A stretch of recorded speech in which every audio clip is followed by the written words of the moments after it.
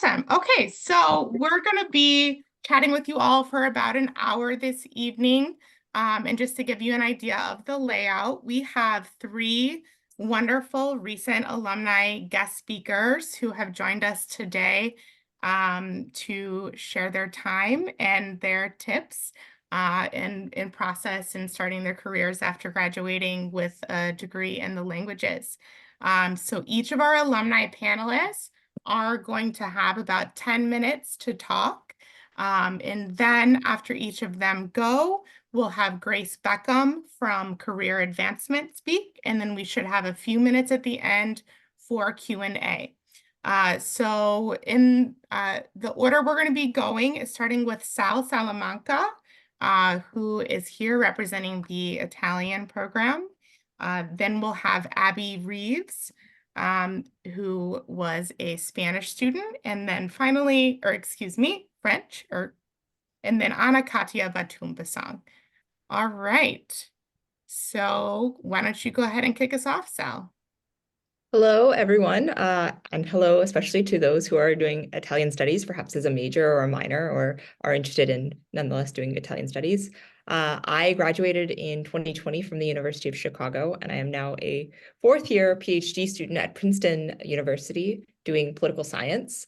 But I want to say that I did get into Stanford in Italian studies for my PhD, but I graduated during the pandemic, and it made more sense for me to sort of go to the East Coast. And I've been able to combine my Italian studies with my sort of political science interests as well. And I am currently writing a dissertation about sumptuary legislation, or legislation against sort of appearing with lots of luxuries in the Italian Renaissance city-states.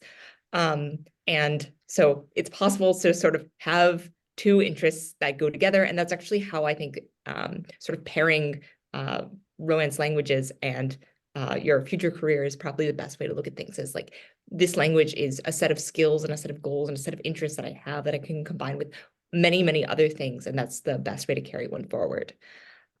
So I want to begin just briefly with why I chose to do Italian. It was for two reasons. First, I'm half Italian, or I'm Italian American, and I've always wanted to learn Italian. So at the University of Chicago, we have a great Italian program. And so it was like a dream of mine. But I also was really interested in the Renaissance and studying the political thought that came out of that time. And while at the University of Chicago, I was able to do a dual degree. I wrote two theses, one in which I translated a book from a Sicilian author that I really liked that was important to my family, as well as write another thesis in political science on Machiavelli, where I could go back and look at the actual text of Machiavelli and really dive into his words, and sort of not be touching the surface of things, but actually diving into the resources that I have. And I think that this is the most important thing that has taken me through grad school, is that I have this ability to read Italian texts in their original language without the need of translators.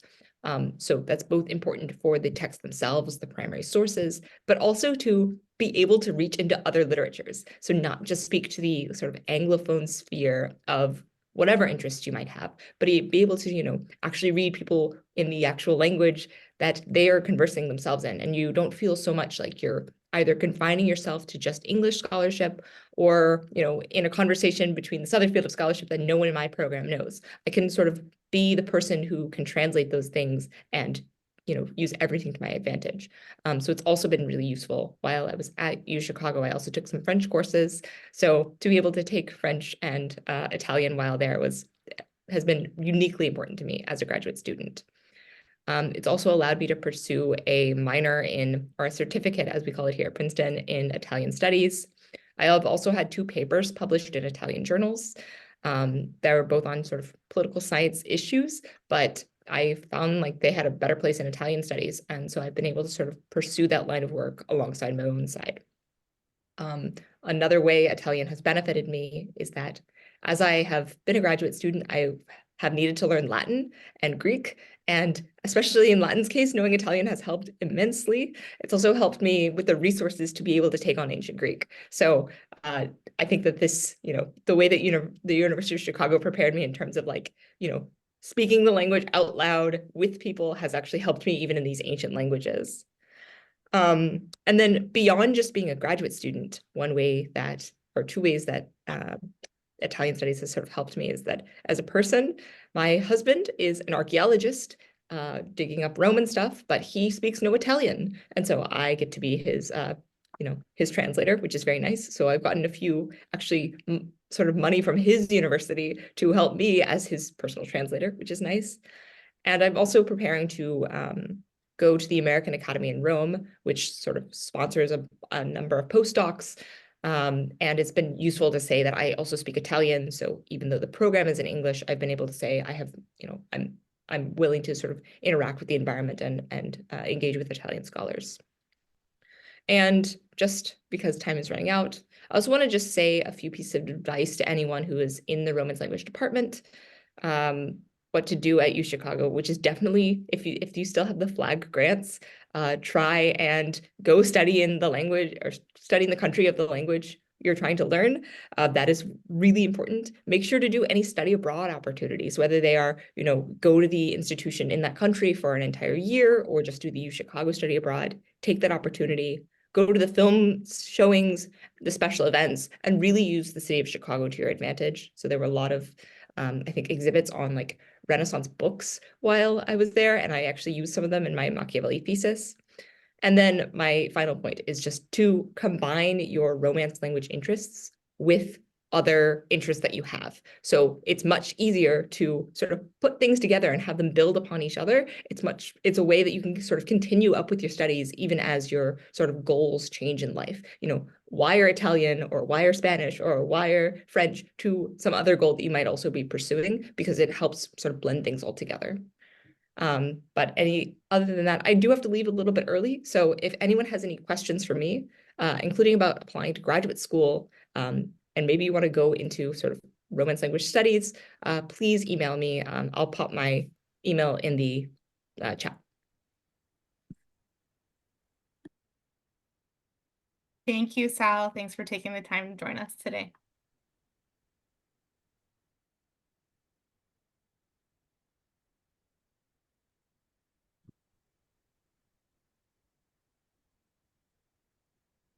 All right. Am I up? Yes, go ahead. Okay, sorry. So I'm Abby. I graduated in 2019 from the college with a double major in English, literature, and Spanish. I'm originally from Albuquerque, New Mexico, and I came into college with, I would say, a pretty strong Spanish background.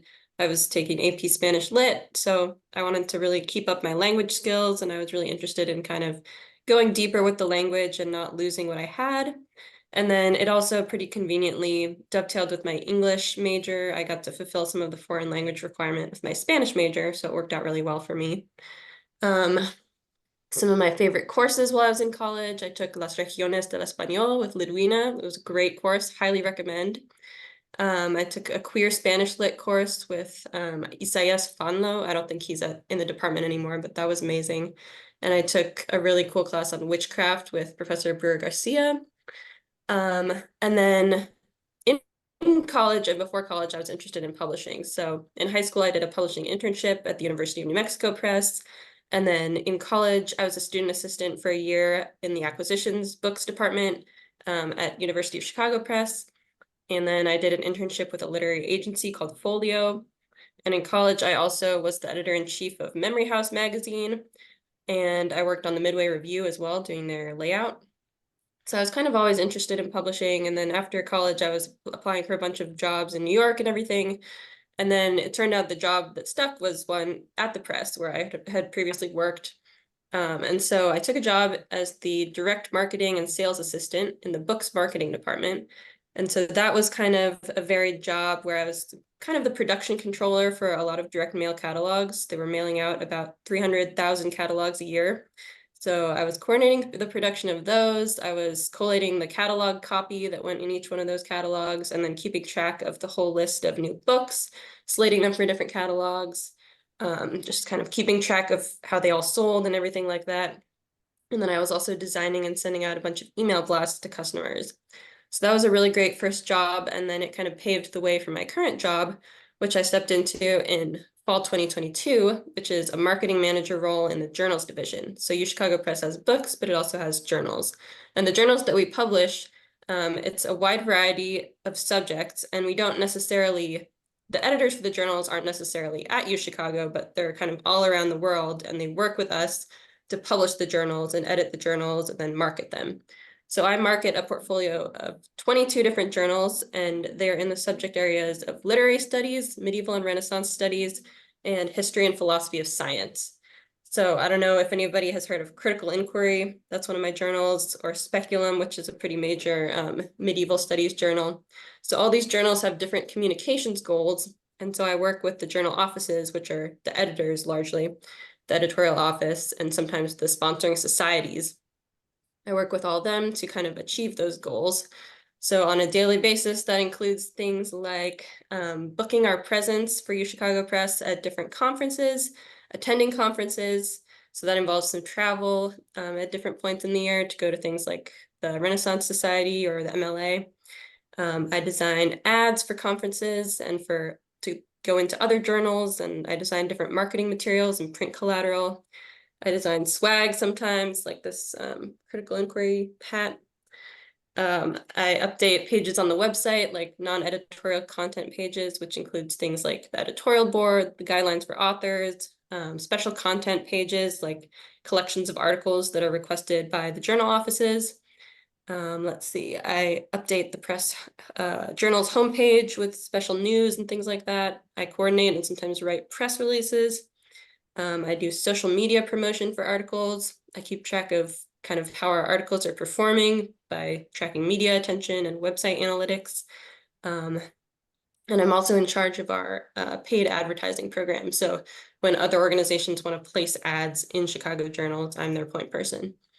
And then, so how did a Spanish major help me in all this? Well, I would say it gave me a more well-rounded perspective just on kind of world literature in general and global history. It's kind of given me like a critical and analytic perspective on just everything I do, and especially on writing, whether that be, writing copy, writing social media posts, quickly reading and digesting articles to understand what they're about. And then it has also helped me in travel contexts. My current role has involved travel to Puerto Rico. This upcoming year, I'll be traveling to Mexico for the History of Science Society conference. So I think it's really cool that I, can feel comfortable traveling to places and kind of participating more fully in the culture than somebody who doesn't know the language. And then all in all, I feel like it's just helped me become more of a citizen of the world and of Chicago, which, as we all know, is an incredibly global place with lots of culture. I'm part of the salsa dancing community here, and I just love being able to, go to restaurants and all that stuff. So yeah, I'm grateful for my Spanish major in a lot of ways. And then lastly, I would say, why am I in publishing? Well, it's adjacent to academia. I considered going to grad school for a minute, but decided it wasn't ultimately for me, but I love still being kind of like in the realm of academia and learning what's new and what developments are happening in different fields. I think that's really cool. And I like academic publishing specifically because I don't feel like I'm just selling things. I feel like I'm contributing to the greater, economy of knowledge. And then for people interested in publishing careers, feel free to contact me for one, but then there's an amazing resource which I think more people should know about called the Association of University Presses Jobs List. So the AUP, the Association of University Presses, on their website, they've got a tab called Jobs, and it's basically just a collection of all university press and other academic organization jobs that are open in a current moment, and it's a great place to look for jobs. And I also think that more people should consider publishing careers in foreign rights and international rights, because I think that's kind of an overlooked area of publishing that could really use people with foreign language skills. And I think that's all from me. I was talking really fast. Hi everyone, I'm Daniel, the undergrad advisor.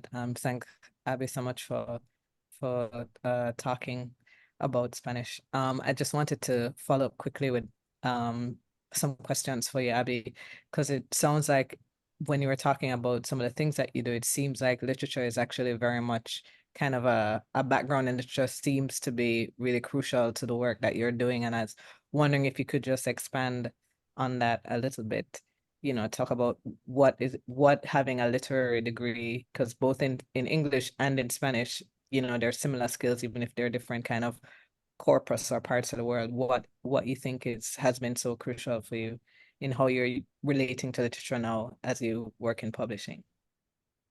Sure, yeah. So, in terms of our social media presence at the press, a large part of the promotion that we do is like summarizing an article and then encapsulating it in a little tweet or a post of some sort. And I think it has been super helpful to me to be able to kind of like read a very oftentimes dense article in, for example, Modern Philology or, Critical Inquiry, one of these journals, and kind of digest it and then be able to summarize for a lay audience what this is about. And I think just in general, kind of being able to communicate really big and often complex ideas to the masses and kind of, like encapsulate really hard things is an amazing skill to have. And I feel like that's one of the most important things that my degree taught me.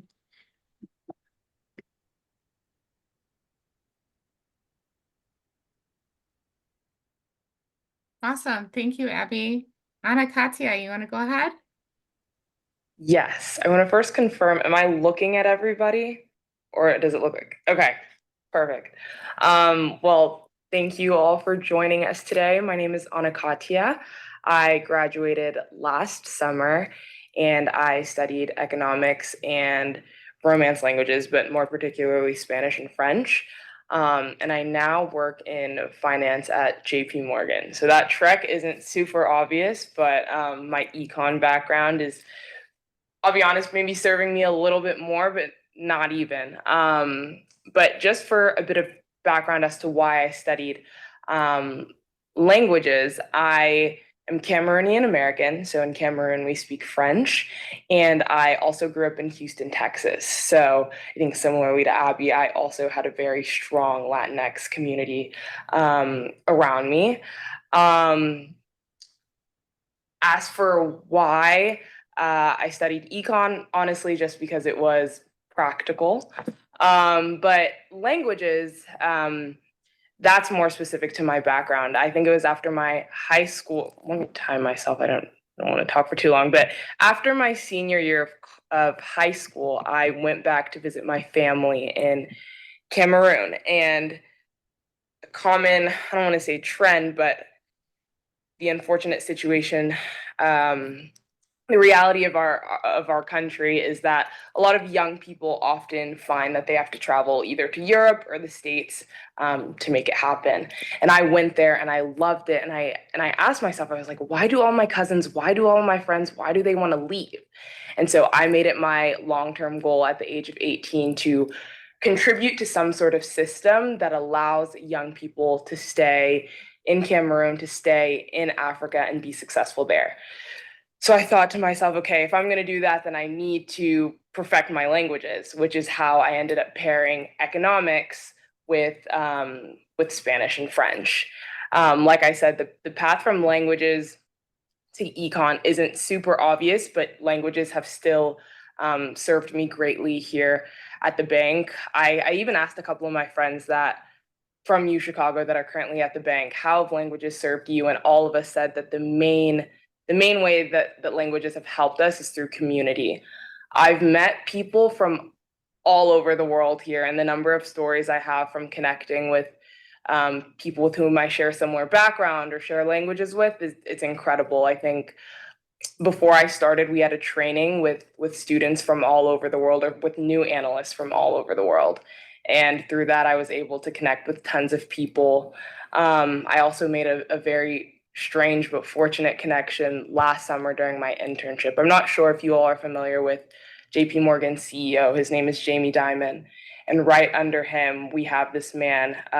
He's leaving. He just announced that he's leaving, but his name is Mark Badrachani, and he's the head of global sales here at the firm. And I just reached out to him because he had spoken to all the interns one time.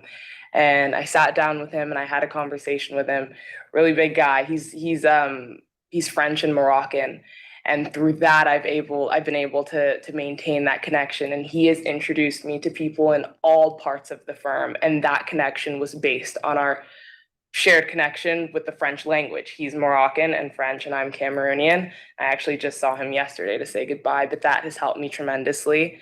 I'd also say that another way that languages have served me is that I've been able to market myself a little bit differently than others here. Most of us have studied econ, most of us have studied some form of business. So I think having that distinction has helped a lot. Also, more obviously, it's given me the, not yet, but the potential to work abroad. I think a lot of people are interested in doing so here at the firm, and it could be pretty daunting at our young age to, you know, move across the world to work somewhere else. But I do see that in my future, and I think my languages will definitely help me when that time comes. I think just to touch on my experience post-grad, I think has been more challenging than expected, but and I've come to learn the importance of having activities outside of work, given the challenge of just working in an investment bank. But I've been able to do a lot of stuff outside of work with my languages. I'm not sure if you all are familiar with l'Alliance Française, Pauline. I don't know the English acronym for FIEF, but that I've been able to volunteer and use my French here and there. And that's kind of been an outlet for me outside of work. What else? This is maybe a little less obvious, but something that's been a challenge here in the banking industry. I work with loans and real estate, and it might not be helpful to elaborate upon what I do because it's very, very niche, but the learning curve has been super, super steep. And you have to be okay with making mistakes and not knowing what you're doing for at least 6 months to a year, which is super uncomfortable, right? Because you're spending 4 years in college honing in on skills and things that you're really good at, right? You're typically majoring or minoring in something that you like. But one thing that I love about languages is that you're forced to kind of be bad at something until you're really good at it, right? You're forced to practice and make mistakes. That's the only way that you can grow. And that, weirdly, again, the connection hasn't been as obvious, but it's made it easier to work here because I'm just repeatedly doing things that I'm not good at. I'm learning, I'm turning in work that, you know, I'm always confused. And I think with languages, that's a skill that you might not notice you're picking up on, but it's helped me a lot while here at the firm. Just to elaborate on some of the things that Sal said, I think studying abroad is super important. I studied abroad in Senegal, and I also took a couple of French classes in Cameroon, and that was nice because I was able to balance that and see family. So I would definitely recommend that you all do something similar. And I think just for practical reasons, I mean, it's awesome to just study languages, but I've noticed how studying both economics and languages jointly has served me greatly. And I'm definitely interested in going back to school to probably focus just on languages and maybe pair that with international relations, just because econ helped me, but at the end of the day, languages, global affairs, it's kind of what I love. So I'm excited to do that. Last thing, sorry, the order's not quite linear, but I think the benefit of pairing two things that are a bit different is that RLL really helped me discover what I love to do. Econ, again, was very practical, but it was through Romance languages, right, that I found out I really enjoy writing. I really love creative writing. And so RLL gave me that outlet. And now here at work, as I'm thinking, okay, after my 2 years at JP Morgan, what is something that I think I want to do? I'm noticing here on the desk, writing is something that I really like, right? And so now I can say to myself, okay, I noticed in college as I was studying these languages, I really enjoyed writing. Now I'm here at the bank, maybe not crazy about what I do, but I'm noticing, again, I really like writing. So there's that common thread that's kind of affirming my interest and giving me more confidence in saying, okay, when I do go back to grad school, this is what I'm going to do. So highly encourage you all, again, study abroad if you can. Don't be afraid to mix different subjects, and yeah, thank you again for joining. And Callie, I hope you're going to pass on all of our information. Totally feel free to reach out. I know, again, finance is a little random, but happy to speak with anyone who'd like to ask me anything. Thank you so much, Anna Katia. I'm so glad that you were able to join us. And actually, you just absolutely exemplified why we invited you, but also why it's not actually random that you majored in economics and that you minored in, Spanish and French, and that now you have all these interests and possibilities. And as you said, it is a process. So I really loved what you said. Did you actually, this is a side question, but because of what you talked about in creative writing, I remember that you wrote a fairy tale at the end of our fairy tale course? Did you? Yes. Yes. Okay. Oh my goodness. And Yeah. I can't quite remember which fairy tale I based it on. But yes, I did for your Yes. course. It was a rewriting of a fairy tale. Anyway, it leads to everything apparently. But yeah, I just wanted to just elaborate a little bit on, we could have done several things today. We could have done a kind of presentation, more, career oriented with professionals that would have told our students what to do, how to market their skills. They would maybe have used the word soft skills. But actually, you all just, I absolutely, I illustrated and exemplified what are soft skills. Some words were used like to just be a well-rounded individual, to have passions and things that you're passionate about just even outside of work. And so thank you for sharing all that. And I think also what you've exemplified is that instead of being I think that mostly when we talk about foreign languages or even the humanities in university, it can feel like there's this scarcity discourse, or, like in a way it doesn't make entirely sense to, as you put it, Anna Katia, like major in economics, but do a minor in French and Spanish. But actually it is, I think we really should talk more about enrichment and just switch to an abundance mindset, right? Because what you three have just identified is an abundance mindset in terms of, multicultural focus and passions. So I really like that.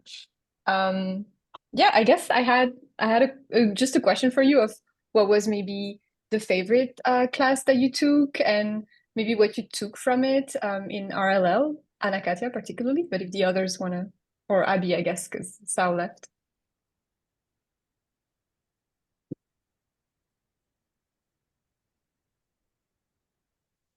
Are we having a... No, I'm here. I didn't know if Oh, Abby okay. wanted to go. That's a tough question. Well, I That's a can go tough- then while you think. I think I was I like, mentioned this briefly when I was talking, but there's a class called Las Regiones del Español with Lidwina Vandenhout. And it's a class where you basically go through all the different regions where Spanish is spoken, and you break down like what the accent from each region is and the characteristics of it. And our tests were just like listening to audio recordings, and you tell where that person is from. And you also talk about, like why the different regions are like that. And you kind of come away from that class with a perspective. Like, I think she asked us on the first day of class, like, which type of Spanish do you think is the most beautiful? And people, had their answers. And then you come away with like a perspective that like it's all so beautiful and amazing and impactful. And there's just like such a huge diversity of ways of speaking and embodying this one language that is just like really cool. yes, I Thank you. also We should have a class like that in French. yes, I think Thank that'd you. be awesome. I also took Las Regiones del Español, and same attitude. I think big shift. I think, I don't know, sometimes you come in with these biases that you're not even aware of, but I left the class, I think, super fulfilled. I'll say my favorite in terms of French, I think the first class that I took outside of the basic classes that you need for the requirements was with Professor Liam Lackey. And I don't remember the name of the course, but I remember the course being so special because I obviously took it because of my background. It was a course on African literature, but I think there were like 2 African students in the courses, and everybody else came from a variety of different backgrounds. And so both the content was great, but I also just loved to see kind of how many different people were interested in such a niche topic. And I think that's something very specific to UChicago based on just what I've learned after leaving the university. So I think it's awesome that, I don't know, so many people from different backgrounds are seeking opportunities to learn about things that they may not have a direct personal connection to. But yeah. Thank you. Thank you both so much for sharing. At this time, we're going to move on to the portion of our presentation. And I introduce to you Grace Beckman, who is the Assistant Director of External Relations for Career Advancement here at University of Chicago. Thank you. Yes, I'm so excited to speak with you all. Let me just pull up my presentation quickly.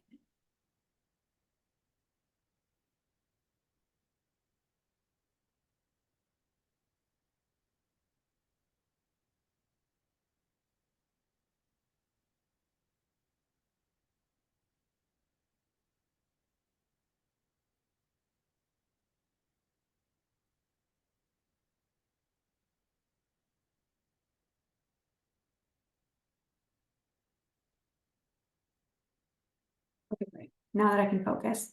I do just want to say, truly, I know when somebody, follows somebody in a presentation, they always classically say it's hard to follow it up. But I truly mean it's very hard to follow up all of your presentations and what you're speaking to. I think it's so lovely to hear how you've really used your language skills. And I also just think your passion for what you studied really shone through. And I think that's what I love to see the most. So thank you so much for speaking with us.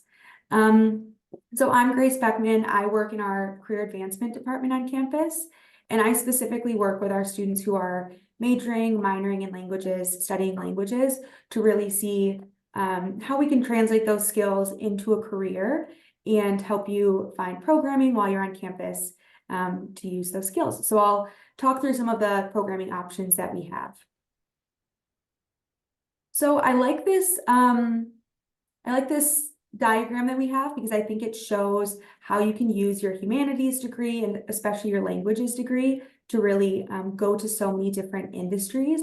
But I think that we also saw that through what Sal and Abby and Anakatia just spoke to, maybe even better than this.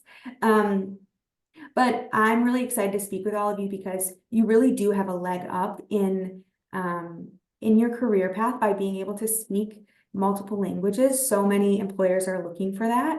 And we've seen so many of our students who are majoring in languages have amazing opportunities post-graduation.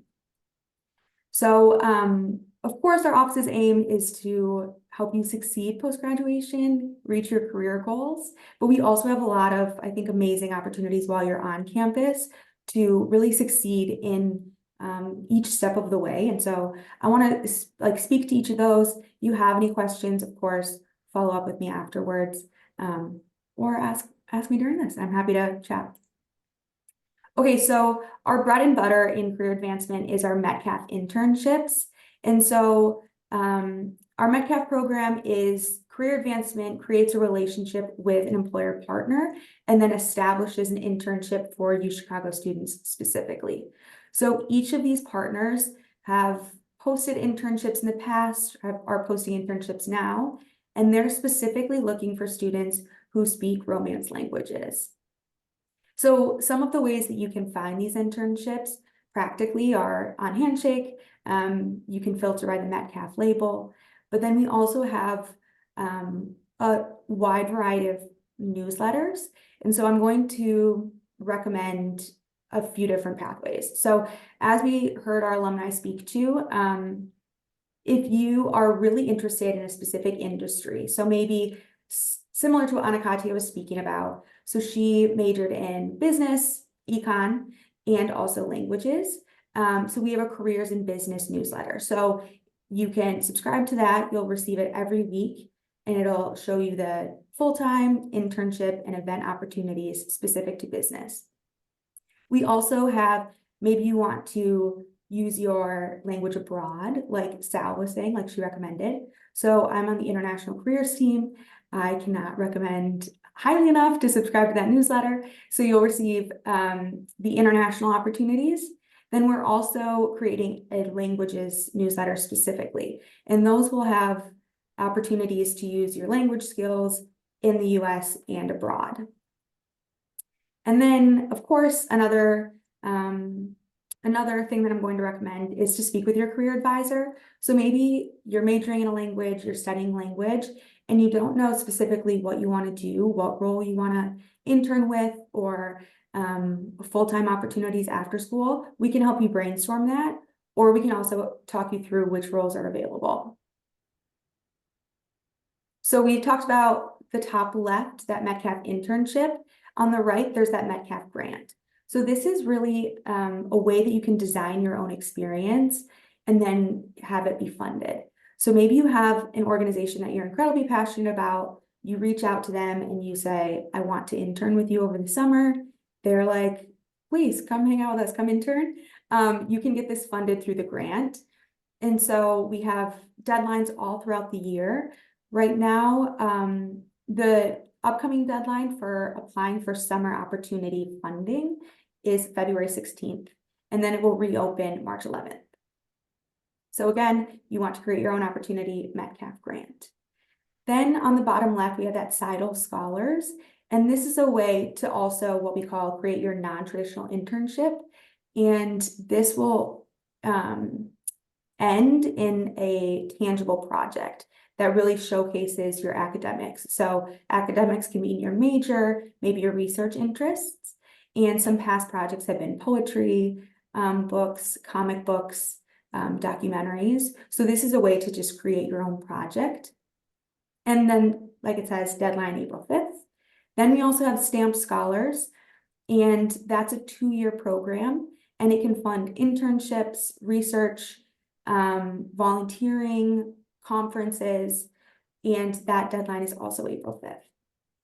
And then Seidel and Stamps are both run through career advancement. And then the FLAG grant, which Sal also spoke to, is run through study abroad. And that deadline is coming up on February 5th. Okay, so another really wonderful opportunity are our treks. And these are run multiple times throughout the year. And it's a way for 15 to 25 students to meet with multiple employers in a specific industry. And so you are able to expand your network, learn about what interests do you really want to explore after graduation, which career may be of interest to you.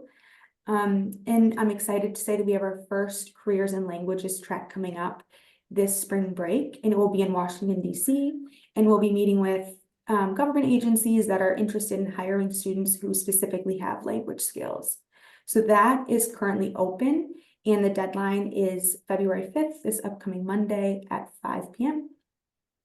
And then we have upcoming treks in September and December that will also be applicable to students who are studying languages. So we have London, and we'll be looking at British languages and literature, Basel, and we'll be looking at life sciences, and then 2 treks in December in Paris for Romance languages and STEM. So then if you have any questions about opportunities, where to find them, what's available, I'm going to recommend reaching out to your career advisor, but then we also have the international careers team within that. And so I'm Grace Beckman on the bottom left, the language careers and opportunities across the Americas. Feel free to email me. And then my colleague Kiara manages all of our opportunities and employer management in Europe, the Middle East, and Africa. And then Katie oversees Asia.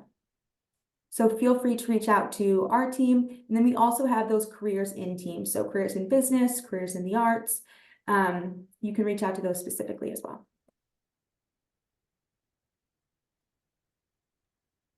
Thank you so much, Grace. Yeah. At this time, we're going to open up the rest of our evening for Q&A. So please feel free to raise your hand, ask a question, ask it in chat. And for those of you who are a little shy, our language advisors are going to go ahead and get us started with the Q&A.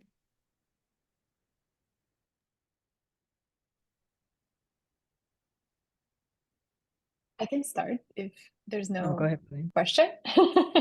I was just wondering whether, I mean, I don't remember who now, but a few of you in your presentations had, advice for current students. And I just wonder, now that you've taken a step back from, and you're from studying and you're like in you have jobs or you're, doing a PhD, if you have any advice for our current students about things that you did and you thought were really good, or things that you wish you had done. I think that would be really nice to hear.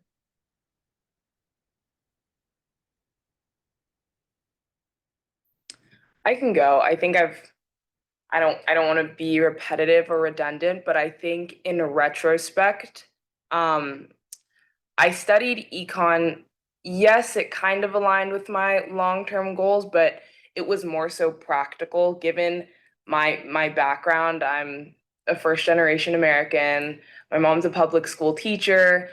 I kind of felt like I had limited options in terms of what I could do post-college, and even just like culturally in my background, it's often like doctor, lawyer, finance. So I was very narrow-sighted, but I think now that I'm here at the bank, I'm learning everything on site. So if I wanted to, I really could have just focused on my languages and come here and started from scratch. So I think my advice would be, I was nervous to study languages exclusively, and now I want to go back to grad school just to study languages. So I would say, I know it's really scary. I think to just do what you love, honestly, regardless of your background. I felt pressure to do one thing because of it, but nowadays, again, you learn a lot on site. So I would say really study what you want to study. Try as many different activities as you want, and don't do what's just practical.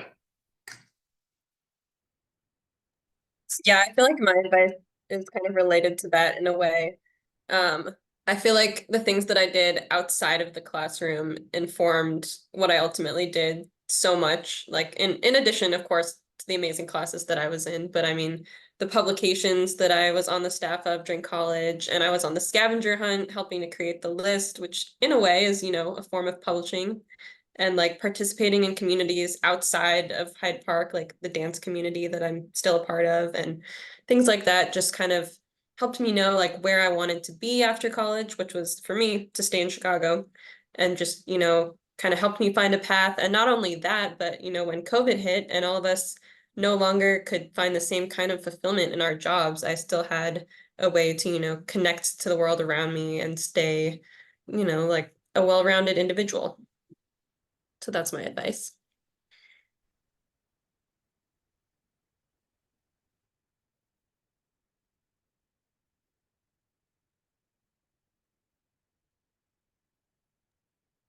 I guess I'm just curious too about like what kind of, I was really struck by Anna Katya's discussion about, globally the type of world that it puts you in, because I'm interested in thinking about what might be some of the untangible or intangible things that a foreign language might give you that might not necessarily be obvious to someone who comes and like, says they're interested in maybe studying a language but don't really see what might be a benefit that's not the tangible thing of just like a job. You know what I'm saying? Like, what if you could think about kind of intangibles, like what would it what would it be, you know? I'm just curious about that. For me, it's been social life. I can say that personally. Like I've gone to all kind of places in the world, and it's like I am fine anywhere in the world, because the nature of learning more than one language is that it forces you to be a global citizen and to know how to interact with the rest of the world, and you're sensitized in a way, but that's not a tangible thing that I could put on the Spanish website and say, and socially it's cool. You know what I mean? But it's something that I think is actually really important, how you position and understand yourself in the world. And so I'm just curious, like if you were to think intangibly about the foreign language, what it would do. I totally agree with the social aspect. I think that's just like a totally invaluable way that language impacts my life. But then in addition to that, I would say like the ability to look at something kind of unfamiliar and then break it down into something more familiar. Like I was thinking about the example of like for my current job, I had to learn HTML, which, you know, it's not like that crazy difficult, but it is, you know, a foreign language of a sort. And if you look at it without knowing what it is, you're like, okay, how do I understand this? And so you kind of have to break it down into components and like patterns emerge and you see what's going on eventually. So it's like that, or like I had to learn LaTeX at one point, like the different languages that are around us that we need to understand for our job or for other things in our lives, and just how to process them, basically. I liked a lot what Anna-Katya said about like being in an environment where you just don't know what's going on and it helps you like make sense of it.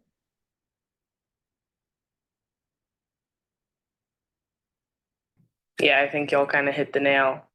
I think something in terms of like community building, I remember when I was younger and I expressed to one of my mentors that I really like languages. He told me, he was like, I don't know if this is the case 100% of the time, but there is something about knowing that somebody else speaks your language or speaks a similar language as yourself that just, I don't know. Have y'all like, it's like when I'm in Cameroon, for example, obviously it's my country, but the minute I hear someone speaking like English, or like even when I studied abroad in Senegal, it's like, wait, like there's that, okay, you know something about me, I kind of know something about you, you understand my background, I understand your background. I think it automatically makes people more comfortable, for better or worse, more comfortable with you, which I think is a huge benefit, to be able to, you know, kind of go anywhere and connect with people. But yeah, and then I Abby, you mentioned it, the other thing about like being perfect, that's something that I've really had to just cut out of my life since I graduated. You can't, perfectionism is not, it's not I don't think it's something to boast about. I think. And languages that have definitely helped me with that. Just a question out of curiosity. When you guys were applying to jobs, did you by any chance look for jobs that were not necessarily that were targeted to you, someone knowing a foreign language, or did you also by any chance look for jobs that were international? For example, in nature, like what were some of the job markets that you felt having a foreign language opened up for you when you graduated and were like, okay, now I need to find a job, even if you didn't go down that path, it's just something that you considered?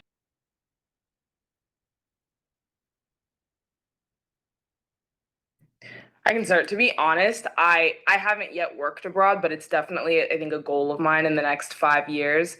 I told myself that I think I kind of want to, as fun as it would have been to go abroad immediately, I thought, especially dealing in the world of business, I think I'd like to be in the belly of the beast first and kind of figure out, get that skill set here and build out my network. And it's still so easy to do that from here, right? Whether it be scheduling Zoom meetings with people abroad. But I told myself that I was going to start here and then go. I don't know, Abby, maybe you have a different response.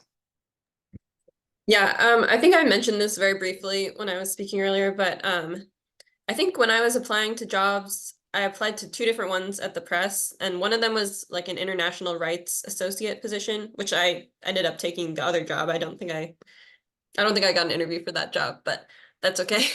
But international rights, foreign rights is an area of publishing that I think is kind of overlooked. It's basically like the business of interacting with different non-English speaking publishers to kind of contract out the rights to publishing a book. And I think that's a really interesting field, and language skills are totally applicable.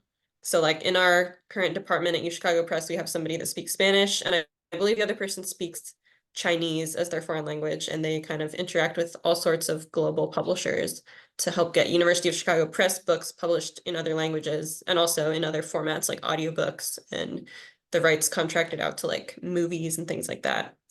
And then in my daily work, like occasionally I'll need to figure out where an image came from, and it came from some library in Spain, and I can read the permissions letter that's saved on the drive, and I can figure out whether we have the permission to use it in a marketing material. So it even trickles down to my job as well.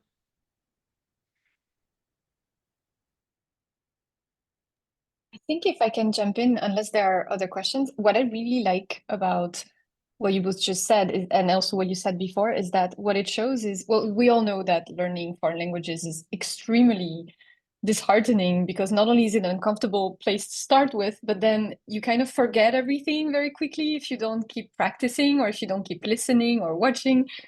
But what you're both saying is that in a way, minoring, majoring in those foreign languages and learning about other cultures in university has given you this mindset that now you think of how your life is going to go and how your career is going to go as a process and something that can keep evolving, and where, you know, if you want to change things up in 5 years or if you want to pick up and go abroad, that's something that you can very easily do because maybe you have this more flexible mind and this curiosity, right?